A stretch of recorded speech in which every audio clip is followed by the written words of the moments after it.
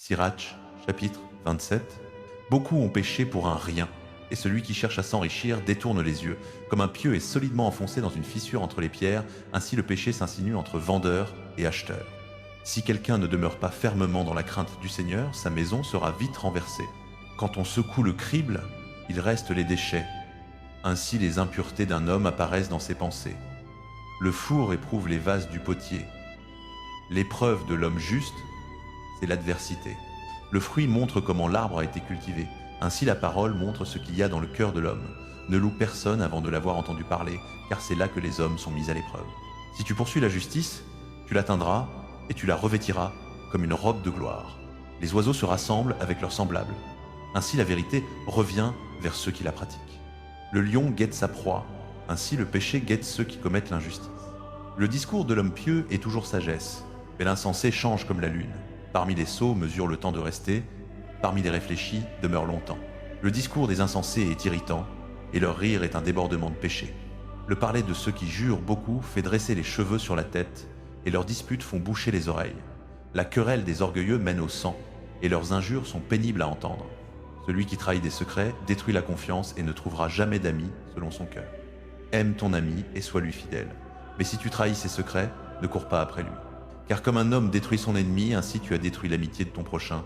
Comme on lâche un oiseau de sa main, ainsi tu as laissé partir ton prochain et tu ne le rattraperas plus. Ne le poursuis pas, il est loin, il s'est échappé comme une gazelle hors du filet. Car une blessure peut se panser et après l'injure, il y a réconciliation. Mais celui qui a trahi des secrets n'a plus d'espérance. Celui qui cligne de l'œil médite le mal et personne ne peut l'en détourner. Devant toi, sa bouche est toute douceur, il admire tes paroles. Mais ensuite il retournera ses discours, et avec tes propres mots il te fera trébucher. J'ai haï beaucoup de choses, mais rien autant que lui. Le Seigneur lui-même le haïra. Celui qui lance une pierre en l'air la lance sur sa propre tête. Un coup perfide ouvre des blessures à celui qui le porte. Celui qui creuse une fosse y tombera, celui qui tend un piège y sera pris. Celui qui fait le mal retombera sur lui, et il ne saura d'où cela lui vient. La moquerie et l'injure viennent de l'orgueilleux, mais la vengeance, comme un lion, le guette. Ceux qui se réjouissent de la chute des pieux seront pris au piège, et la douleur les consumera avant leur mort. Rancune et colère, voilà aussi des abominations, et l'homme pécheur s'y attache. Sirach, chapitre 28. Celui qui se venge subira la vengeance du Seigneur, qui tiendra un compte exact de ses péchés. Pardonne à ton prochain le tort qu'il t'a fait. Alors, quand tu prieras, tes péchés te seront remis. Un homme garde-t-il de la colère contre un autre et demande-t-il la guérison au Seigneur? Lui qui n'a pas de miséricorde pour un homme semblable à lui, comment implore-t-il pour ses propres péchés? Lui qui n'est que chair entretient la colère. Qui obtiendra le pardon de ses péchés? Souviens-toi de ta faim et cesse de haïr. Souviens-toi de la corruption et de la mort et demeure fidèle aux commandements. Souviens-toi des commandements et ne garde pas rancune à ton prochain. Souviens-toi de l'alliance du Très-Haut et passe par-dessus l'offense. Abstiens-toi de querelle et tu diminueras tes péchés. Car l'homme irascible allume la querelle. Le pécheur sème la discorde entre amis et jette l'inimitié parmi ceux qui vivent en paix. Selon la quantité de bois, le feu brûle.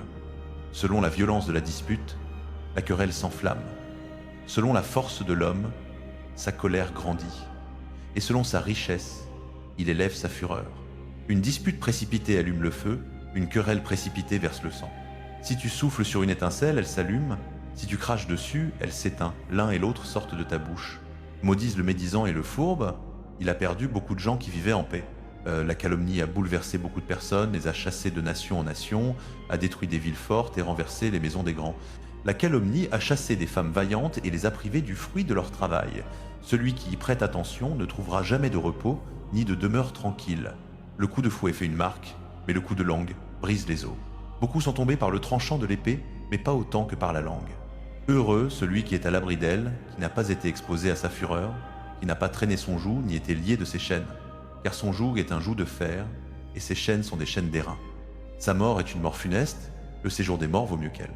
Elle n'aura pas de pouvoir sur les hommes pieux, ils ne seront pas brûlés dans sa flamme.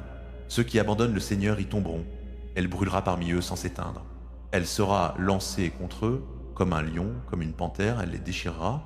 Vois, entoure ton domaine d'une haie d'épines, enferme ton argent et ton or, fais des balances et des poids pour tes paroles, mets une porte et un verrou à ta bouche.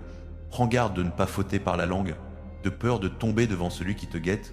Sirach chapitre 29. Chapitre 29. Sur le prêt, l'emprunt, l'accueil et l'hospitalité.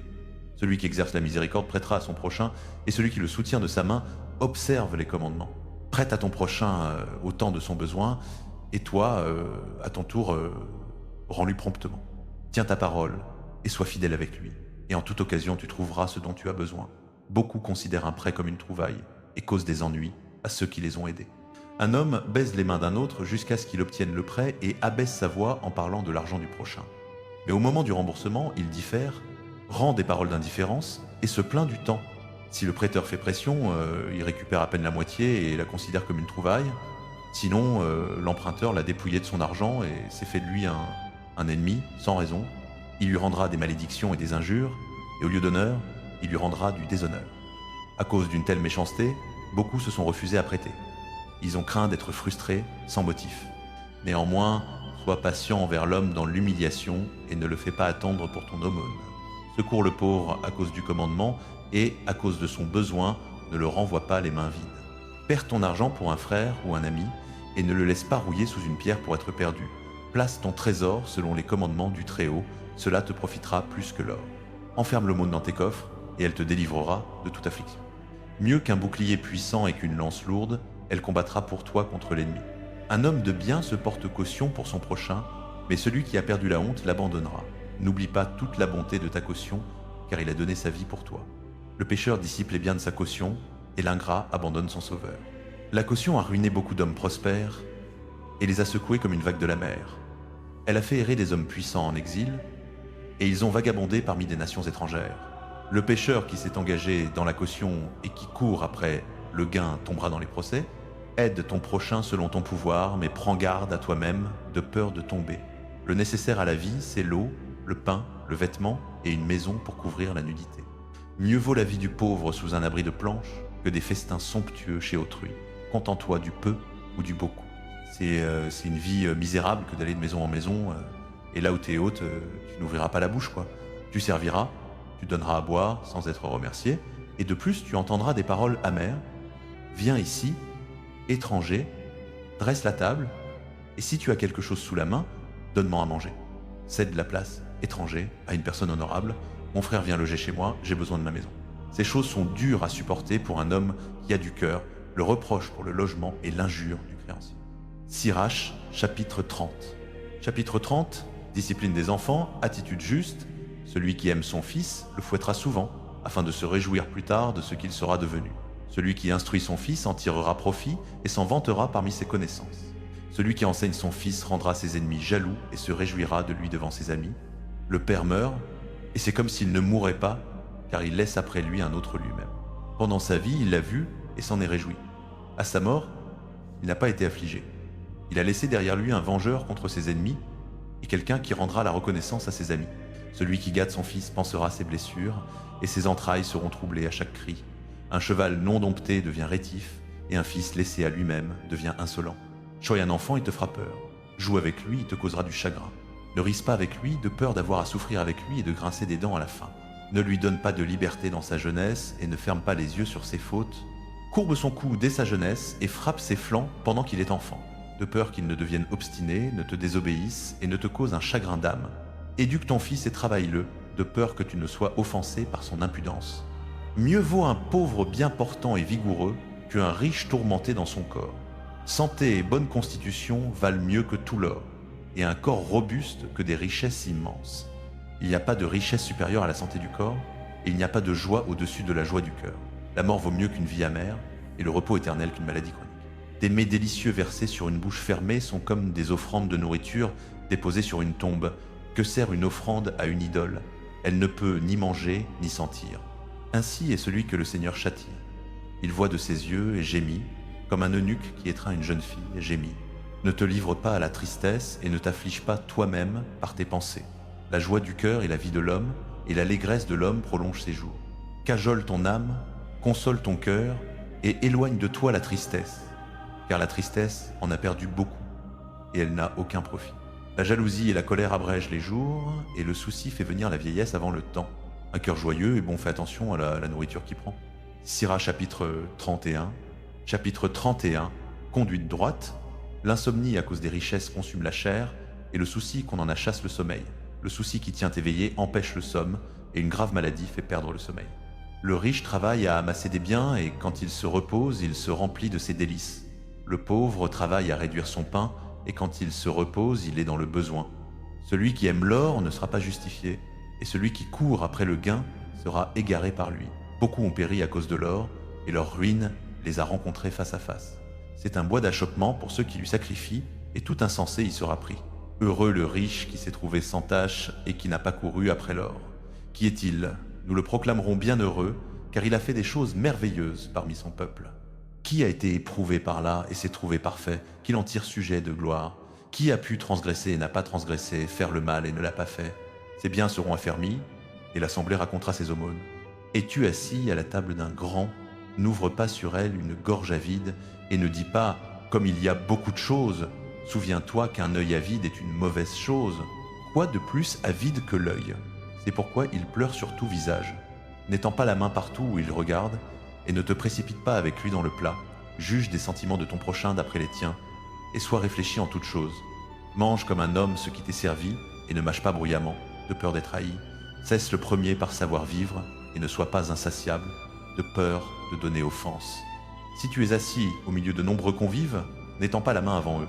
Qu'un peu suffit à l'homme bien discipliné. Il ne respire pas difficilement sur son lit, le sommeil sain vient d'une alimentation modérée, il se lève de bon matin et se sent dispos. Les tourments de l'insomnie, les coliques et les tranchées sont le partage du gourmand. Si tu as été forcé de trop manger, lève-toi au milieu du repas, va vomir, et tu seras soulagé. Écoute-moi, mon fils, et ne me méprise pas. À la fin, tu reconnaîtras mes paroles. Dans toutes tes œuvres, sois diligent, et aucune maladie ne t'atteindra. On bénira celui qui est généreux à table, et le témoignage de sa bonté est digne de foi. La ville murmurera contre celui qui est avare à table, et le témoignage de son avarice est exact. Ne fais pas le brave avec le vin, car le vin a perdu beaucoup d'hommes.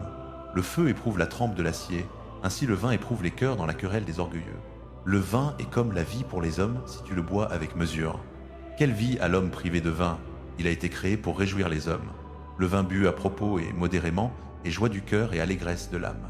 Le vin bu excessivement est amertume d'âme, avec provocation et chute.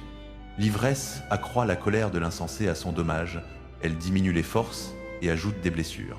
Ne reprends pas ton prochain dans un banquet de vin et ne le méprise pas dans sa joie. Ne lui dis pas de paroles injurieuses et ne le presse pas en lui réclamant une dette. Chapitre 32, Sirach, chapitre 32. Si l'on te fait président du festin, ne t'élève pas, sois parmi eux comme l'un d'eux. Prends soin d'eux d'abord, puis assieds-toi. Quand tu auras accompli toutes tes tâches, mets-toi à table afin de te réjouir à cause d'eux et de recevoir une couronne pour ta bonne direction. Parle, toi qui es plus âgé, il te convient de le faire, mais avec une science exacte, et n'interromps pas la musique.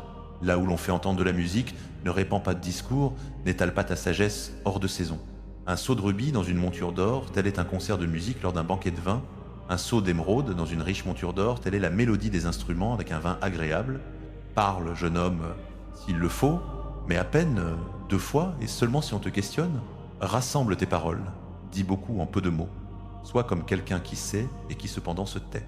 Parmi les grands, ne te fais pas leur égal et quand un autre parle, ne bavarde pas. L'éclair précède le tonnerre et la faveur précède l'homme modeste. Quitte à l'heure, ne sois pas le dernier, rentre chez toi sans traîner. Là, divertis-toi et fais ce qui te plaît, mais ne pêche pas par des paroles orgueilleuses. Et pour tout cela, bénis celui qui t'a fait et qui te comble de ses biens. Celui qui craint le Seigneur accueillera l'instruction, et ceux qui le cherchent dès l'aurore obtiendront sa faveur. Celui qui recherche la loi en sera rassasié, mais l'hypocrite y trouvera un piège. Ceux qui craignent le Seigneur discerneront le vrai jugement et feront jaillir comme une lumière des œuvres justes.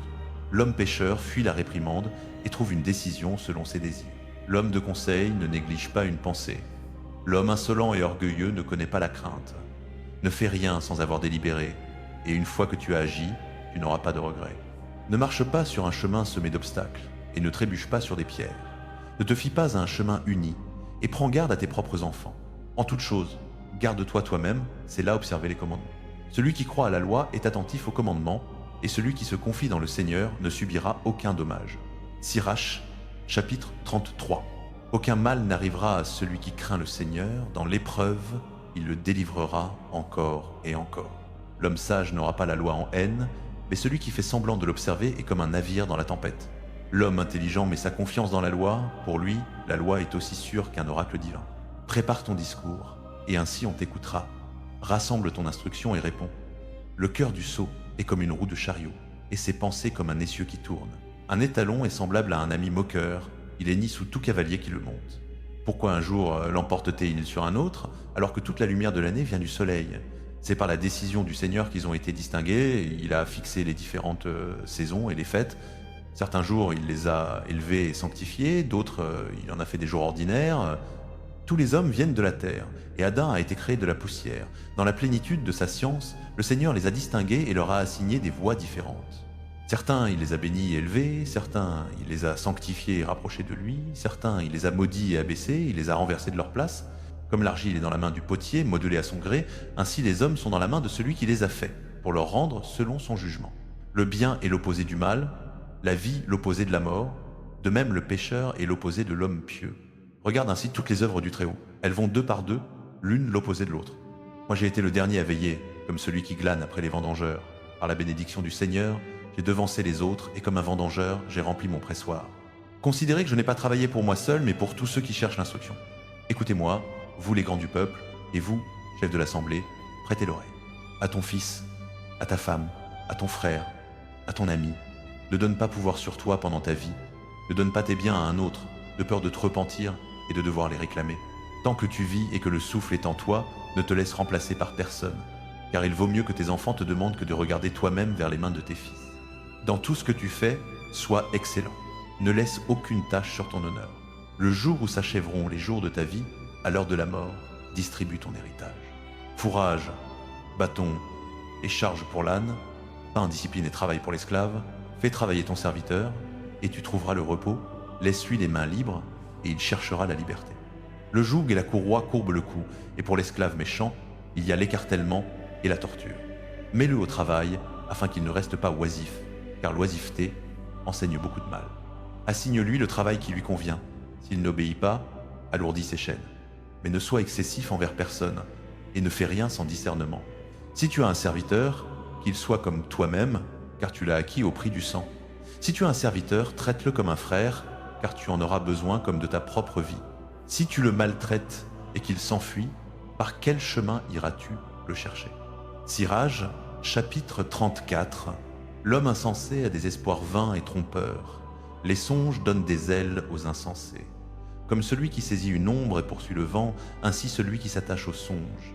La vision des songes, c'est l'image d'une chose en face d'une autre, c'est le visage d'un homme devant un visage. De ce qui est impur, que peut-il sortir de pur? Et de ce qui est faux, que peut-il sortir de vrai? Divination, augure et songe sont vanité. Le cœur imagine comme celui d'une femme en travail. Si ce n'est pas une envoyée du Très-Haut pour une visitation, n'y applique pas ton esprit. Car les songes ont égaré beaucoup de gens, et ceux qui y mettaient leur espoir ont trébuché. Sans mensonge, la loi s'accomplira, et la sagesse est parfaite dans une bouche véridique. L'homme instruit connaît beaucoup de choses, et celui qui a beaucoup d'expérience parlera avec intelligence. Celui qui n'a pas d'expérience connaît peu de choses, mais celui qui a voyagé multiplie l'habileté. J'ai vu beaucoup de choses en voyageant, et j'ai compris plus que je ne peux dire. Souvent j'ai été en danger de mort, mais j'en ai réchappé grâce à ces expériences. L'esprit de ceux qui craignent le Seigneur vivra, car leur espérance est en celui qui les sauve. Celui qui craint le Seigneur ne tremblera pas et n'aura pas peur, car le Seigneur est son espérance. Heureuse l'âme de celui qui craint le Seigneur. Vers qui tourne-t-il les yeux et qui est son appui? Les yeux du Seigneur sont sur ceux qui l'aiment. Protection puissante, soutien solide, abri contre le vent brûlant, ombrage contre la chaleur de midi, garde contre les faux pas, secours contre la chute. Il relève l'âme, illumine les yeux, donne guérison, vie et bénédiction. Offrir en sacrifice des biens mal acquis, c'est une offrande souillée. Les dons des impies ne sont pas agréés. Le Très-Haut n'a pas de plaisir aux offrandes des méchants, et ce n'est pas par une multitude de sacrifices qu'il pardonne les péchés. Immoler un fils devant son père, voilà celui qui offre un sacrifice pris sur les biens des pauvres. Le pain des indigents, c'est la vie des pauvres. Celui qui les en prive est un homme de sang. Tuer son prochain, c'est lui enlever sa subsistance. Verser le sang, c'est priver l'ouvrier de son salaire. L'un bâtit, l'autre détruit. Quel profit en ont-ils, sinon de la peine? L'un prie, l'autre maudit. De laquelle des deux voix le Seigneur écoutera-t-il? Si quelqu'un se purifie après avoir touché un mort et le touche encore, à quoi lui a servi sa purification? De même, si quelqu'un jeûne pour ses péchés et recommence à faire les mêmes choses, qui écoutera sa prière? À quoi lui aura servi son humiliation? Sirach chapitre 35. Celui qui observe la loi multiplie les offrandes. Celui qui garde les commandements offre un sacrifice pacifique. Rendre un bienfait, c'est présenter une offrande de fleurs de farine. Faire l'aumône, c'est offrir un sacrifice de louange. Ce qui plaît au Seigneur, c'est de s'éloigner du mal. Ce qui obtient le pardon, c'est de s'éloigner de l'injustice. Ne te présente pas devant le Seigneur les mains vides, car tout cela est commandé. L'offrande du juste engraisse l'autel, et son parfum monte devant le Très-Haut. Le sacrifice du juste est agréé, et son souvenir ne sera pas oublié. Glorifie le Seigneur sans lésiner, et ne sois pas chiche des prémices de tes mains. À chaque don, montre un visage joyeux, consacre ta dîme avec allégresse, donne au Très-Haut, selon ce qu'il t'a donné, et, d'une main généreuse, selon ce que ta main a trouvé. Car le Seigneur est celui qui rend, et il te rendra 7 fois autant. N'essaie pas de le corrompre, car il ne l'acceptera pas. Ne te repose pas sur un sacrifice injuste, car le Seigneur est juge, et il n'y a pas chez lui de partialité. Il ne fait pas exception de personne contre le pauvre, il écoute la prière de l'opprimé.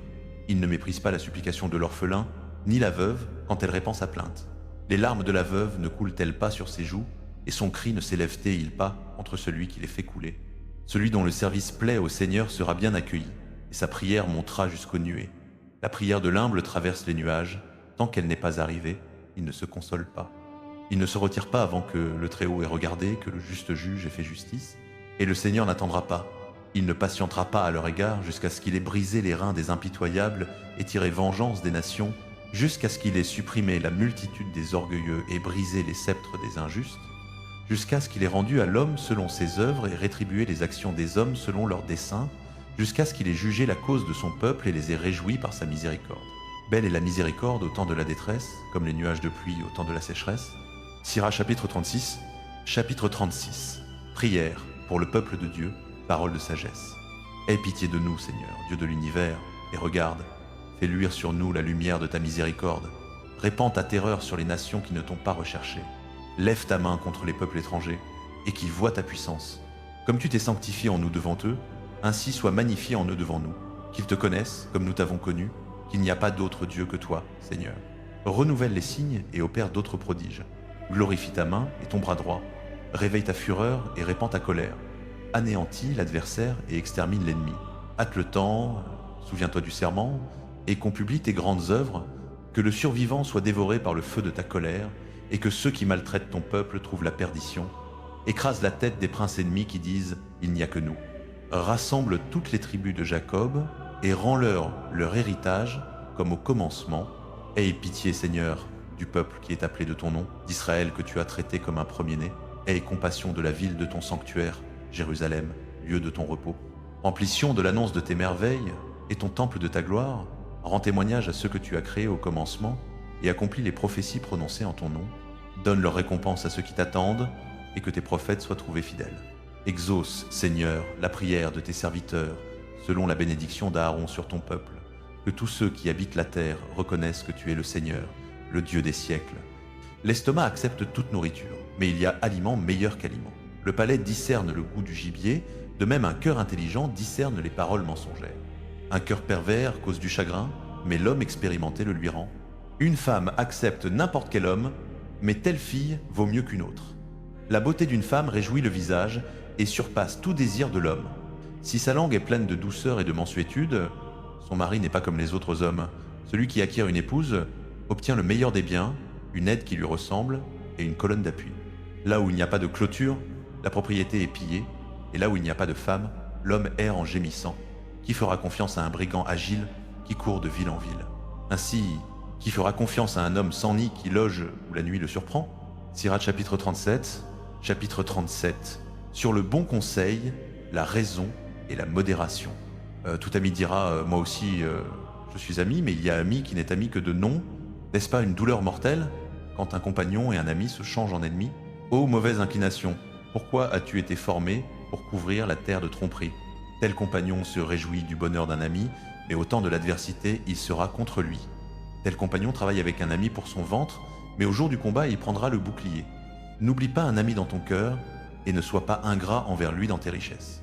Tout conseiller exalte son conseil, et certains conseillent pour leur propre intérêt. Méfie-toi d'un conseiller. Informe-toi d'abord de ce qu'il cherche, car il pensera à lui-même. Il pourrait jeter le sort contre toi et te dire « ton chemin est bon », puis se tenir à l'écart pour voir ce qui t'arrivera.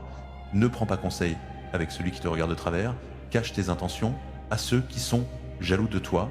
Ne consulte pas une femme sur sa rivale, ni un lâche sur la guerre, ni un marchand sur le commerce, ni un acheteur sur la vente, ni un avare sur la reconnaissance, ni un homme sans pitié sur la bonté, ni un paresseux sur aucun travail, ni un salarié annuel sur l'achèvement d'une tâche, ni un serviteur fainéant sur une grande besogne.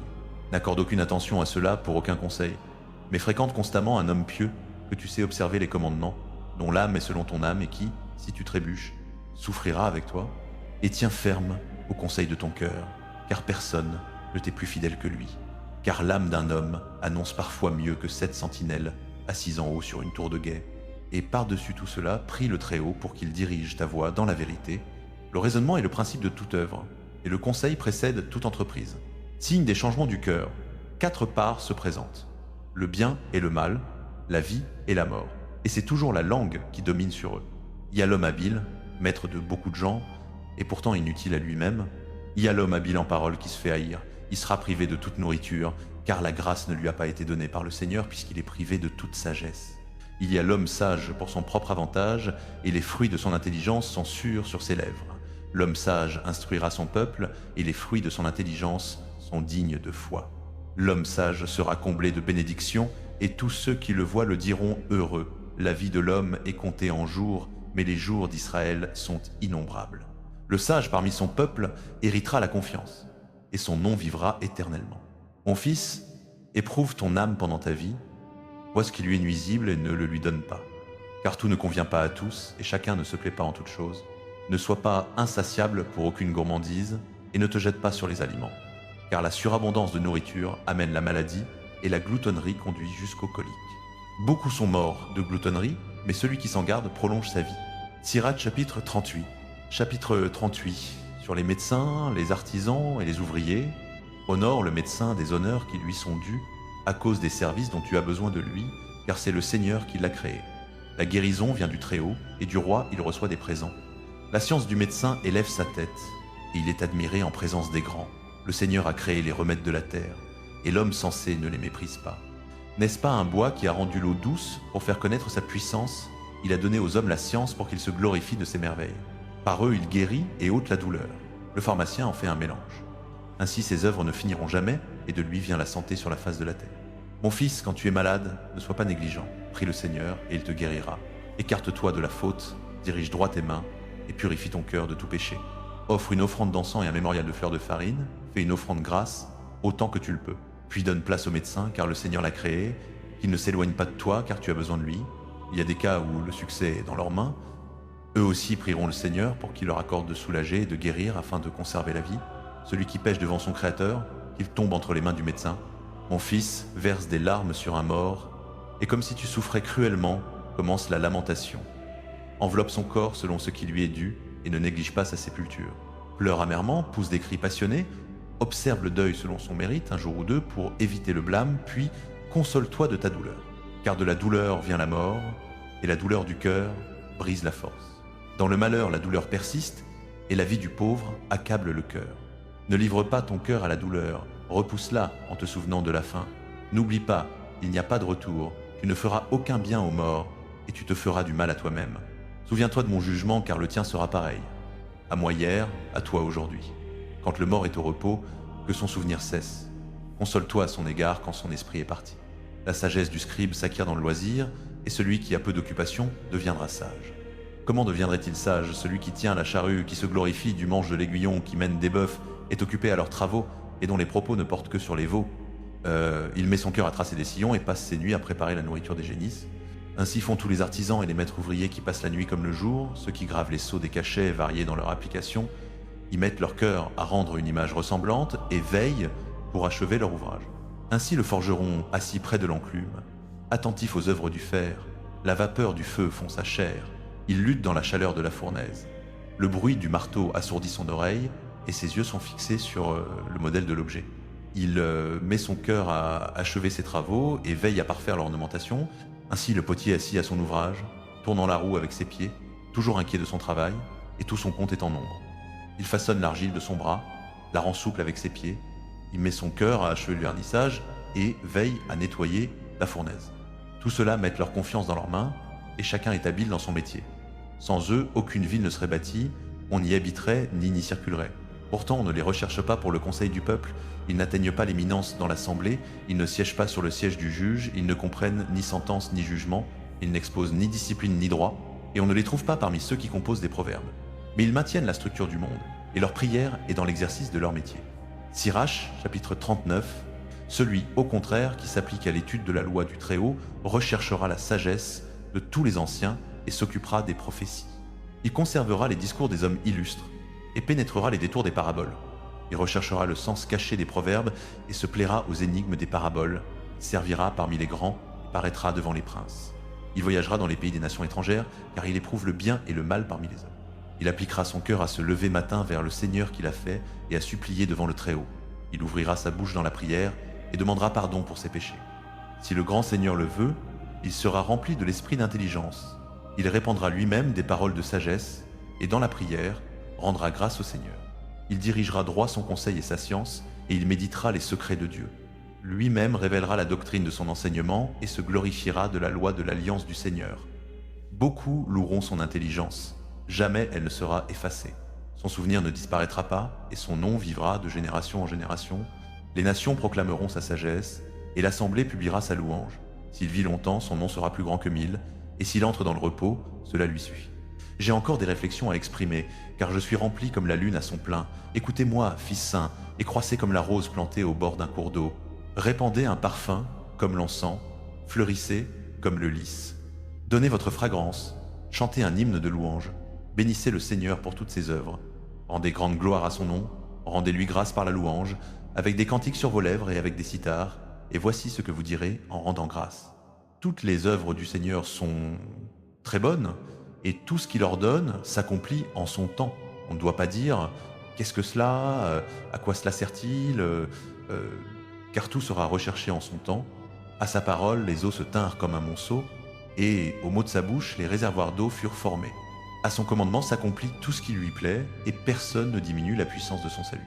Les œuvres de toute chair sont devant lui, et rien ne peut se cacher à ses yeux. Il voit d'un éternel à l'autre éternel, et rien n'est merveilleux pour lui.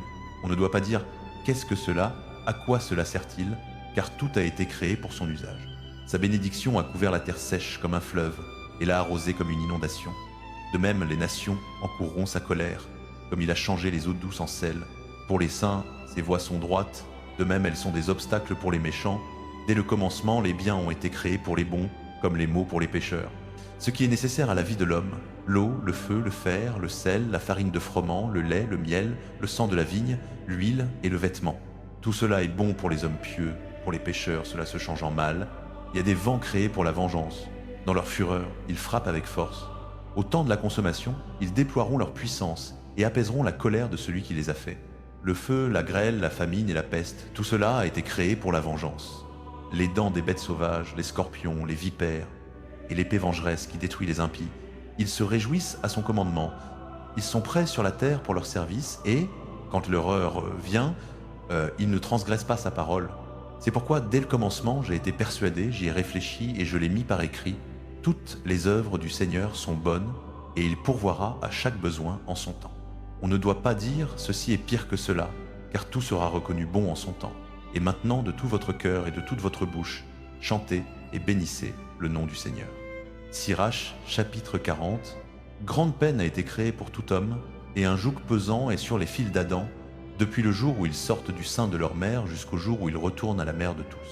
Leurs pensées et les craintes de leur cœur, leur attente anxieuse et le jour de la mort. Depuis celui qui est assis sur un trône magnifique jusqu'à celui qui est humilié dans la poussière et la cendre, depuis celui qui porte la pourpre et la couronne jusqu'à celui qui est couvert de toiles grossières, il n'y a que colère, jalousie, trouble, agitation, crainte de la mort, rancune et querelle, et quand on se repose sur son lit, le sommeil de la nuit trouble l'esprit. On dort peu, presque pas, puis dans le sommeil, comme en plein jour de garde, on est troublé par les visions de son imagination, comme quelqu'un qui fuit devant la bataille. Au moment de son salut, il se réveille et s'étonne que sa crainte n'ait été rien. Pour toute chair, hommes et bêtes, et pour les pécheurs 7 fois plus, viennent la mort, le sang, la querelle, l'épée, les malheurs, la famine, la ruine et la peste. Tout cela a été créé pour les méchants, et c'est à cause d'eux qu'est venu le déluge, Tout ce qui vient de la terre retourne à la terre, et ce qui vient des eaux retourne à la mer. Tout don corruptible et toute injustice seront effacés, mais la fidélité demeurera éternellement. Les richesses des injustes sécheront comme un torrent et s'évanouiront comme un grand tonnerre dans la pluie. Quand il ouvre la main, l'homme généreux se réjouira, de même les transgresseurs arriveront à leur complète ruine. Les rejetons des impies ne multiplieront pas les rameaux. Ce sont des racines impures sur un roc escarpé. Le jonc sur toute eau et au bord du fleuve sera arraché avant toute herbe. La bonté est comme un jardin de bénédiction, et l'aumône dure éternellement. La vie du travailleur indépendant et de l'ouvrier est douce, mais celui qui trouve un trésor les surpasse tous les deux. Des enfants et la fondation d'une ville perpétuent un nom, mais une femme irréprochable est jugée supérieure à l'un et l'autre. Le vin et la musique réjouissent le cœur, mais l'amour de la sagesse les surpasse tous les deux. La flûte et la harpe font une douce mélodie, mais une voix agréable les surpasse tous les deux. L'œil désire la grâce et la beauté, mais plus encore les verts épis du champ. Un ami ou un compagnon ne se rencontrent jamais à contretemps, mais une femme avec son mari les surpasse tous les deux. Des frères et du secours sont pour le temps de la détresse, mais l'aumône délivre plus que l'un et l'autre. L'or et l'argent affermissent le pied, mais le bon conseil est estimé plus que l'un et l'autre. Les richesses et la force élèvent le cœur, mais la crainte du Seigneur surpasse tout cela. Dans la crainte du Seigneur, il n'y a aucun manque, et avec elle, on n'a pas besoin de chercher du secours. La crainte du Seigneur est comme un jardin de bénédiction et couvre l'homme mieux que toute gloire. Mon fils, ne mène pas la vie d'un mendiant, mieux vaut mourir que mendier. L'homme qui regarde la table d'autrui, sa vie ne peut être comptée pour une vie, il se souille avec la nourriture d'autrui. Mais l'homme intelligent et bien éduqué s'en garde. Dans la bouche de l'impudent, la mendicité est douce, mais dans son ventre, elle allume un feu. Sirach chapitre 40, et ô mort, que ton souvenir est amer, à l'homme qui vit en paix au milieu de ses biens, à l'homme tranquille, prospère en tout, et qui a encore la force de jouir des mets. Ô mort, que ton décret est doux à l'homme dans le besoin, qui défaille de force, très vieux, inquiet de tout, rebelle, et qui a perdu patience. Ne crains pas le décret de la mort, souviens-toi de ceux qui furent avant toi et de ceux qui viendront après. C'est le décret du Seigneur pour toute chair. Et pourquoi repousserais-tu le bon plaisir du Très-Haut? Que ce soit 10, 100 ou 1000 ans, dans le séjour des morts, on ne discute pas de la vie. Les enfants des pécheurs sont des enfants abominables, ils fréquentent les demeures des impies, l'héritage des enfants des pécheurs périra, et avec leur postérité sera perpétuel l'opprobre. Les enfants accusent un père impie, car c'est à cause de lui qu'ils sont dans l'opprobre. Malheur à vous, hommes impies, qui avez abandonné la loi du Dieu Très-Haut. Quand vous naissez pour la malédiction. Quand vous mourrez, la malédiction est votre partage. Tout ce qui vient de la terre retourne à la terre. Ainsi les impies vont de la malédiction à la perdition. Le deuil des hommes porte sur leur corps, mais le mauvais nom des pécheurs sera effacé. Aie soin de ton nom, car il te restera plus que 1000 trésors précieux. La vie bonne a ses jours comptés, mais un bon nom dure éternellement. Mes enfants, gardez la discipline dans la paix, sagesse cachée et trésor invisible. Quel profit y a-t-il dans l'un et l'autre? Mieux vaut l'homme qui cache sa folie que l'homme qui cache sa sagesse. C'est pourquoi ayez du respect pour mes paroles, car il n'est pas bon de garder toutes sortes de honte, et tout n'est pas approuvé avec confiance par tous.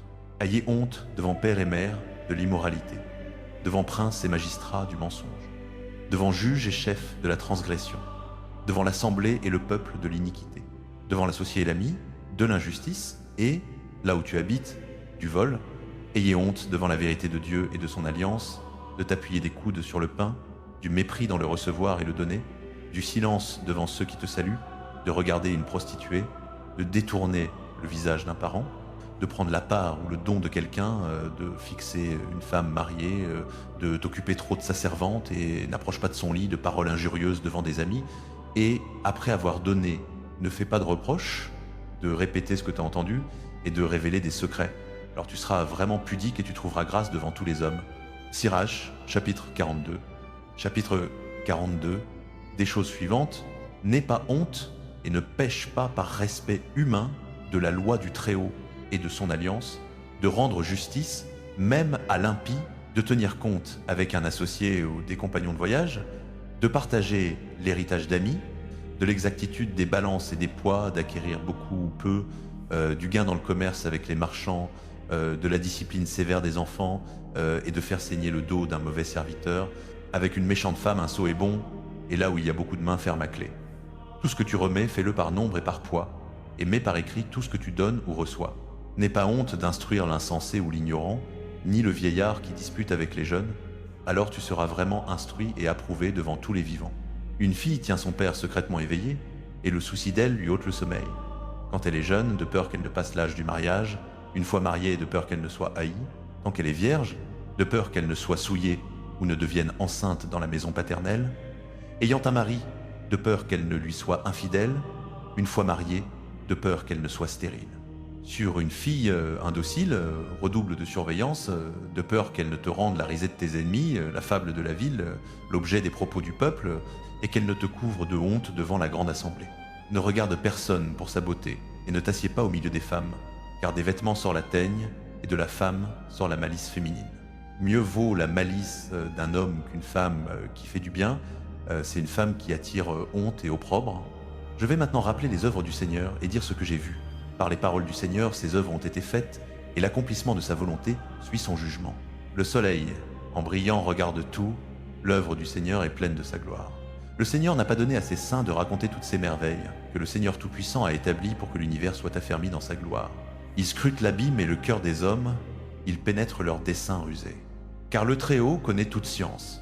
Il observe les signes des temps, il annonce le passé et l'avenir, il révèle les traces des choses cachées. Aucune pensée ne lui échappe, pas une parole ne lui est cachée. Il a ordonné les grandeurs de sa sagesse, il est depuis l'éternité et pour l'éternité. On n'y peut rien ajouter, rien retrancher, et il n'a besoin d'aucun conseiller, que toutes ses œuvres sont désirables, et pourtant on n'en voit qu'une étincelle. Tout cela vit et demeure éternellement pour toutes les nécessités, et tout lui obéit. Tout est double, l'un en face de l'autre, et il n'a rien fait d'imparfait. L'un confirme le bien de l'autre, et qui se rassasiera de contempler sa gloire. Sirach chapitre 43, chapitre 43. La grandeur de Dieu dans la création, la fierté des hauteurs célestes et le firmament limpide, l'aspect du ciel dans une vision de gloire, le soleil, quand il paraît, proclame en sortant « œuvre admirable du Très-Haut », à midi il dessèche la terre, qui résistera à sa chaleur. On attise une fournaise pour les travaux ardents, mais le soleil brûle les montagnes 3 fois plus. Il exhale des vapeurs de feu, et ses rayons éblouissants aveuglent les yeux. Grand est le Seigneur qui l'a fait, sur son ordre, il accomplit rapidement sa course. La lune aussi, en ses phases, marque les temps et signe éternel. De la lune vient le signal des fêtes, luminaire qui décroît après s'être accompli. Le mois tire son nom d'elle, elle croît merveilleusement en son changement, instrument des armées célestes, brillant dans le firmament du ciel. La beauté des étoiles est l'ornement du ciel, troupeau resplendissant dans les hauteurs du Seigneur. Sur l'ordre du Saint, ils se tiennent à leur poste, ils ne se relâchent jamais dans leur veille. Regarde l'arc-en-ciel et bénis celui qui l'a fait. Il est très beau dans son éclat. Il embrasse le ciel de son cercle de gloire. Les mains du Très-Haut l'ont tendu. Par son ordre, il précipite la neige et lance rapidement les éclairs de son jugement. C'est pourquoi les trésors s'ouvrent et les nuées volent comme des oiseaux. Dans sa majesté, il amoncelle les nuages et les grêlons sont brisés. À sa vue, les montagnes tremblent. Selon sa volonté souffle le vent du midi. La voix de son tonnerre châtie la terre. Ainsi la tempête du nord et le tourbillon. Il répand la neige comme des oiseaux qui descendent, et sa chute est comme des sauterelles qui se posent. L'œil admire la beauté de sa blancheur, et le cœur est saisi à sa pluie. Il répand le givre sur la terre comme du sel. Quand il gèle, il forme des pointes comme des épines. Le vent froid du nord souffle, et la glace se forme sur l'eau. Elle se pose sur toute eau stagnante, et l'eau la revêt comme d'une cuirasse. Il dévore les montagnes, brûle le désert, et flétrit l'herbe tendre comme le feu. Un brouillard guérit vite tout. La rosée, en arrivant, rafraîchit après la chaleur. Par son conseil, il a apaisé l'abîme et y a planté des îles. Ceux qui naviguent sur la mer racontent ses périls, et nous sommes émerveillés à ce que nous entendons.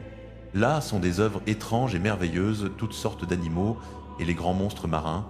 Grâce à lui, son messager atteint le but, et par sa parole tout subsiste.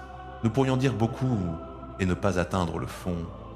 La conclusion de nos discours, c'est « Lui est le tout ». Où trouverons-nous la force de le louer? Car il est plus grand que toutes ses œuvres. Terrible est le Seigneur, et très grand, et admirable est sa puissance. En louant le Seigneur, exalte-le autant que vous le pouvez. Il vous surpassera encore. En l'exaltant, déployez toute votre force. Ne vous lassez pas, vous n'atteindrez jamais le bout. Qui l'a vu et pourra le décrire? Qui peut le magnifier comme il est? Beaucoup de choses plus grandes sont encore cachées, car nous n'avons vu que peu de ses œuvres. Car le Seigneur a fait toutes choses, et aux hommes pieux il a donné la sagesse. Sirach, chapitre 44. Louange de nos pères. Louons maintenant les hommes illustres, et nos pères dans leur génération. Le Seigneur a manifesté en eux une grande gloire, sa majesté dès l'origine. Il y en eut qui régnèrent sur leur royaume et furent des hommes renommés pour leur puissance. Ils donnèrent des conseils par leur intelligence et proclamèrent des prophéties. Chefs du peuple par leur délibération et par leur science de l'écriture pour le peuple, sages dans leurs paroles d'enseignement. Ceux qui composèrent des mélodies musicales et rédigèrent des poèmes littéraires. Hommes riches pourvus de ressources, vivant en paix dans leur demeure, tout cela furent honorés dans leur génération et furent la gloire de leur temps. Il en est dont le nom reste en bénédiction, et il en est qui n'ont pas laissé de souvenir. Ils ont péri comme s'ils n'avaient jamais existé, ils sont devenus comme s'ils n'avaient jamais été, et leurs enfants après eux. Mais ceux-ci furent des hommes de miséricorde, leurs œuvres de justice n'ont pas été oubliées. Avec leur postérité demeure un riche héritage, leurs descendants. Leur postérité s'est maintenue dans les alliances, et grâce à eux, leurs enfants aussi. Leur lignée subsistera éternellement, et leur gloire ne sera jamais effacée. Leurs corps ont été ensevelis dans la paix, et leur nom vit d'âge en âge. Les peuples racontent leur sagesse, et l'assemblée proclame leur louange. Énoch plut au Seigneur et fut enlevé, exemple de conversion pour toutes les générations. Noé fut trouvé parfait et juste, au temps de la colère, il fut l'échange. C'est pourquoi un reste fut laissé à la terre quand survint le déluge. Des alliances éternelles furent conclues avec lui, pour que toute chair ne soit plus détruite par le déluge. Abraham fut le grand-père d'une multitude de nations. Personne ne fut trouvé semblable à lui en gloire. Il observa la loi du Très-Haut, entra en alliance avec lui, il établit l'alliance dans sa chair et, mis à l'épreuve, fut trouvé fidèle. C'est pourquoi Dieu lui promit par serment de bénir les nations dans sa postérité, de le multiplier comme la poussière de la terre, d'élever sa postérité comme les étoiles et de leur donner en héritage de mer en mer, du fleuve jusqu'aux extrémités de la terre. À Isaac aussi il accorda la même promesse. À cause d'Abraham son père, la bénédiction de tous les hommes et l'alliance, il les fit reposer sur la tête de Jacob, il le reconnut dans ses bénédictions, lui donna son héritage, distingua ses parts et les répartit entre les 12 tribus. Chapitre Orbit 45. Sirach, chapitre 45. De sa descendance, le Seigneur fit sortir un homme de miséricorde, qui trouva grâce aux yeux de toute chair, aimé de Dieu et des hommes, Moïse, dont la mémoire est en bénédiction. Il lui donna une gloire égale à celle des saints et le rendit grand pour la terreur de ses ennemis. Par ses paroles, il fit cesser les prodiges. Le Seigneur le glorifia en présence des rois, lui donna des commandements pour son peuple et lui montra une partie de sa gloire. À cause de sa fidélité et de sa douceur, il le sanctifia, il le choisit entre tous les vivants, il lui fit entendre sa voix, le conduisit dans la nuée obscure et lui remit face à face les commandements, lois de vie et de science, pour enseigner à Jacob l'alliance et à Israël ses décrets. Il éleva Aaron, son frère, homme saint comme lui, de la tribu de Lévi. Il conclut avec lui une alliance éternelle et lui donna le sacerdoce du peuple. Il le rendit heureux par de magnifiques ornements et le revêtit d'une robe de gloire. Il le revêtit d'une parure parfaite et le fortifia des insignes de la puissance, les caleçons de lin, la tunique longue et l'éphod. Il l'entoura de grenades et de nombreux grelots d'or tout autour, pour retentir au bruit de ses pas et faire entendre leur son dans le temple, en souvenir pour les fils de son peuple.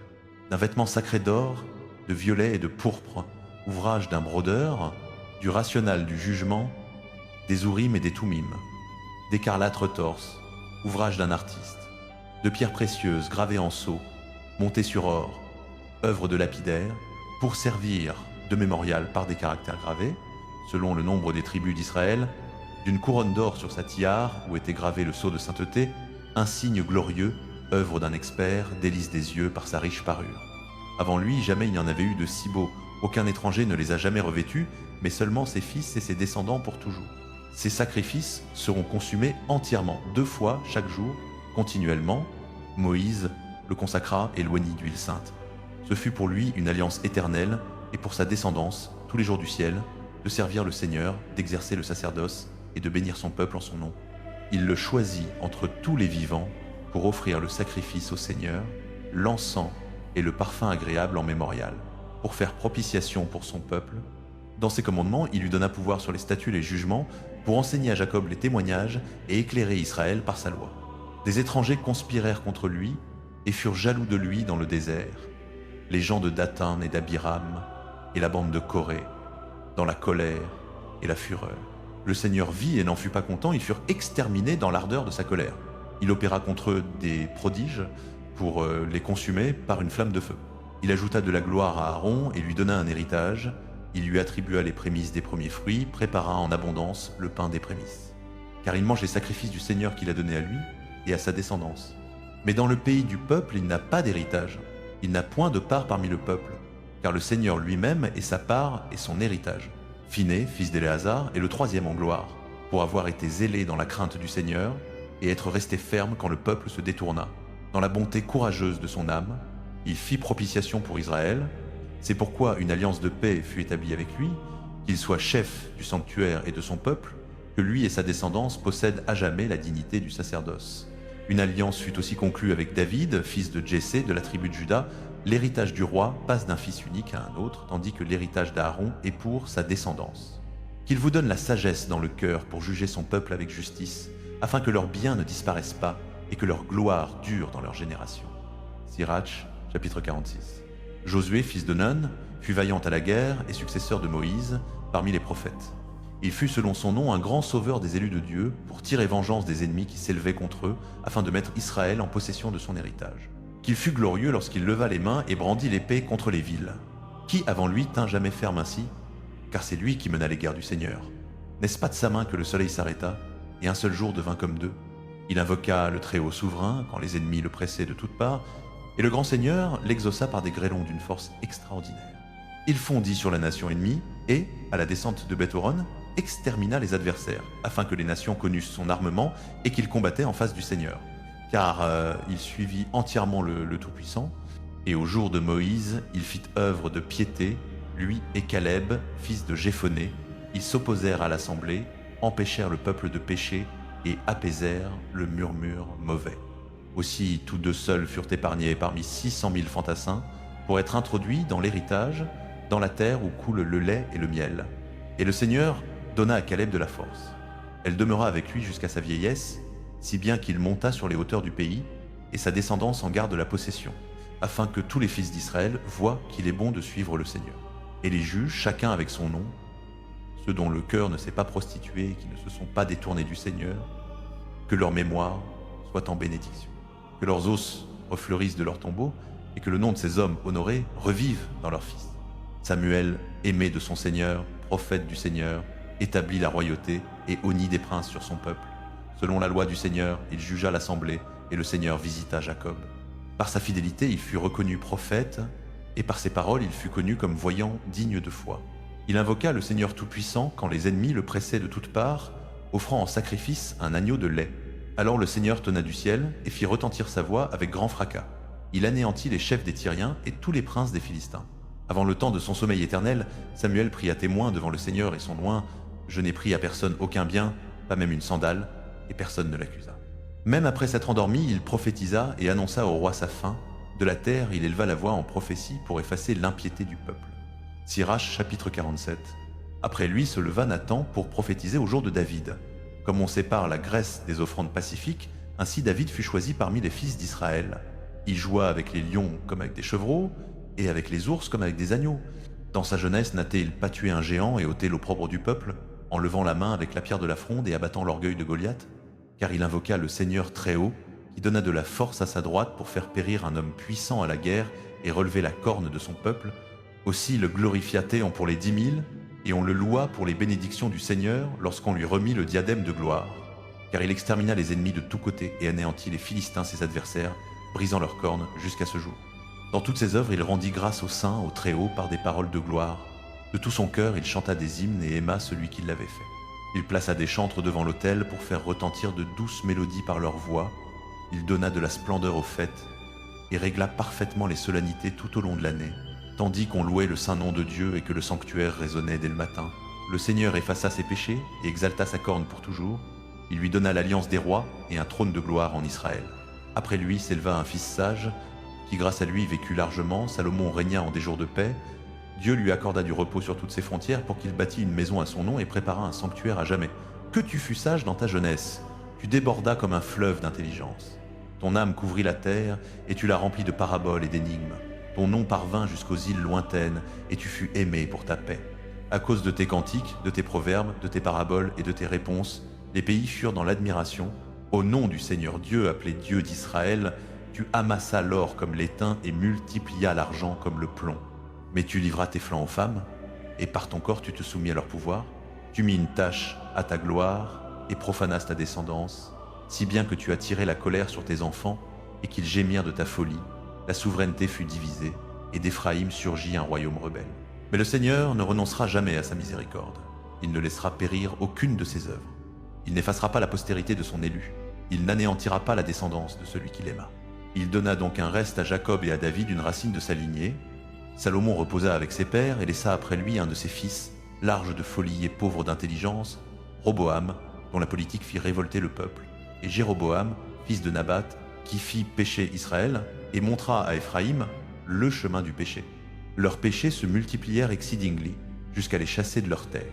Ils recherchèrent toutes sortes de méchancetés jusqu'à ce que la vengeance vît sur eux. Sirach chapitre 48. Alors se leva le prophète Élie comme un feu, et sa parole brûlait comme une torche. Il amena sur eux une famine, et, par son zèle, il les réduisit à un petit nombre. Par la parole du Seigneur, il ferma le ciel, et 3 fois il fit descendre le feu. Que tu fus glorieux, Élie, par tes prodiges. Et qui peut se glorifier comme toi? Toi qui as ressuscité un mort de la mort et de l'Hadès par la parole du Très-Haut, qui a précipité des rois dans la ruine et des hommes illustres de leur lit, et qui a brisé facilement leur puissance. Qui as entendu des réprimandes au Sinaï et des jugements de vengeance à l'Horeb, qui as oint des rois pour exercer la vengeance et des prophètes pour te succéder. Toi qui fus enlevé dans un tourbillon de feu, sur un char aux chevaux de feu, toi qui es inscrit pour les temps fixés, afin d'apaiser la colère avant qu'elle éclate, de ramener le cœur du Père vers le Fils, et de rétablir les tribus de Jacob. Heureux ceux qui t'ont vu et ceux qui se sont endormis dans ton amour, car nous aussi nous vivrons certainement. Ce fut Élie qui fut enveloppé par le tourbillon, et Élisée fut rempli de son esprit. Durant tous ces jours, il ne trembla devant aucun prince, et personne ne le domina. Rien ne lui était trop difficile, et mort, son corps prophétisa. Comme il avait fait des prodiges pendant sa vie, ainsi ses œuvres furent merveilleuses après sa mort. Malgré tout cela, le peuple ne se convertit pas et n'abandonna pas ses péchés, jusqu'à ce qu'il fût arraché de sa terre et dispersé par toute la terre. Il ne resta qu'un peuple très petit, mais avec un prince de la maison de David. Les uns firent ce qui plaît à Dieu, mais les autres multiplièrent les péchés. Ézéchias fortifia sa ville et amena l'eau au milieu d'elle. Il perça le roc avec le fer et construisit des citernes pour l'eau. De son temps, Sénachérib monta et envoya Rabzakès. Il leva la main contre Sion et proféra de grands blasphèmes dans son orgueil. Alors leur cœur et leurs mains tremblèrent, et ils souffrirent comme des femmes en travail.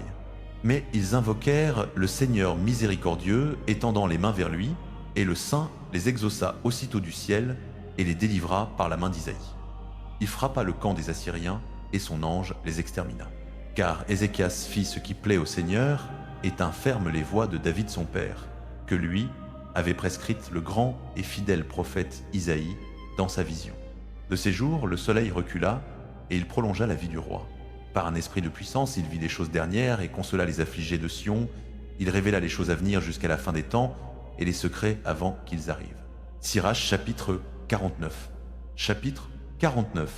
Le souvenir de Josias est comme un mélange d'encens préparé par l'art du parfumeur. Il est doux comme le miel dans toute bouche, comme la musique lors d'un banquet de vin. Il fut conduit droit dans la conversion du peuple et fit disparaître les abominations de l'impiété. Il tourna son cœur vers le Seigneur. Au temps des impies, il fortifia la piété. À l'exception de David, d'Ézéchias et de Josias, tous commirent de grands péchés, car ils abandonnèrent la loi du Très-Haut. Les rois de Juda prirent faim. Ils livrèrent leurs cornes à d'autres et leur gloire à une nation étrangère. Celle-ci incendia la ville sainte choisie et rendit ses rues désertes, selon la parole de Jérémie. Car il l'avait maltraité, lui qui avait été consacré prophète dès le sein maternel, pour arracher, affliger, détruire, et de même pour bâtir et planter. Ce fut Ézéchiel qui vit la vision de gloire que Dieu lui montra sur le char des chérubins, car il se souvint des ennemis dans la tempête et fit du bien à ceux qui dirigeaient droit leur voie. Que les os des 12 prophètes refleurissent de leur sépulcre, car ils consolèrent Jacob et les délivrèrent par une espérance assurée. Comment magnifierons-nous Zorobabel? Il était comme un sceau à la main droite. Ainsi était Jésus, fils de Josédek. De leur jour, ils bâtirent la maison et élevèrent un temple saint au Seigneur, préparé pour une gloire éternelle. Le souvenir de Néhémie est aussi grand. Il releva pour nous les murs abattus, posa les portes et les verrous, et rebâtit nos maisons ruinées. Nul n'a été créé sur la terre semblable à Enoch, car lui aussi fut enlevé de la terre. Aucun homme n'est né semblable à Joseph, chef de ses frères, soutien du peuple. Ses os mêmes furent visités. Sem et Seth furent glorifiés parmi les hommes, et Adam au-dessus de toute créature vivante dans la création. Sirach, chapitre 50. Chapitre 50. Simon, fils d'Onias. Bénédiction et épilogue. Le chef de ses frères et l'honneur de son peuple fut Simon, grand prêtre, fils d'Onias. De son vivant, il répara la maison, et de ses jours, il fortifia le temple. Il posa les fondements pour la haute double enceinte, les hauts contreforts du pourtour du temple. De ses jours fut creusée une citerne d'eau, un réservoir dont la circonférence égalait celle de la mer. Il songea à préserver son peuple du désastre et fortifia la ville contre les sièges. Il était glorieux quand le peuple se pressait autour de lui à sa sortie du sanctuaire, comme l'étoile du matin au milieu des nuages, comme la lune au jour de sa plénitude, comme le soleil resplendissant sur le temple du Très-Haut, comme l'arc-en-ciel qui brille dans les nuages de gloire, comme la rose au temps des premiers fruits, comme les lys au bord des eaux jaillissantes, comme le rejeton du Liban au jour d'été, comme le feu et l'encens dans l'encensoir, comme un vase d'or massif orné de toutes sortes de pierres précieuses, comme un olivier chargé de fruits, comme un cyprès qui s'élève jusqu'aux nuages. Quand il revêtait sa robe de gloire et se parait de sa splendeur parfaite, quand il montait au Saint-Autel, il remplissait de gloire l'enceinte du sanctuaire. Lorsqu'il recevait les parts des mains des prêtres, debout près du foyer de l'autel, une couronne de frères autour de lui, il était comme un jeune cèdre du Liban, et il l'entourait comme des troncs de palmiers, tous les fils d'Aaron dans leur splendeur, tenant l'offrande du Seigneur dans leurs mains devant toute l'assemblée d'Israël. Quand il achevait le service des autels et disposait l'offrande au Très-Haut, au Tout-Puissant, il étendait la main vers la coupe et versait le jus du raisin. Il le répandait au pied de l'autel, parfum d'agréable odeur au Très-Haut, roi de l'univers. Alors les fils d'Aaron poussaient des cris, ils sonnaient des trompettes d'argent battues, ils faisaient retentir un grand son en mémoire devant le Très-Haut. Alors tout le peuple à la fois se hâtait, se prosternait la face contre terre pour adorer leur Seigneur, Dieu Tout-Puissant, le Très-Haut, et les chantres le louaient de leur voix, et la mélodie était douce et pleine. Et le peuple suppliait le Seigneur Très-Haut en prière devant le Miséricordieux, jusqu'à ce que fût achevé l'office du Seigneur et que son service fût accompli.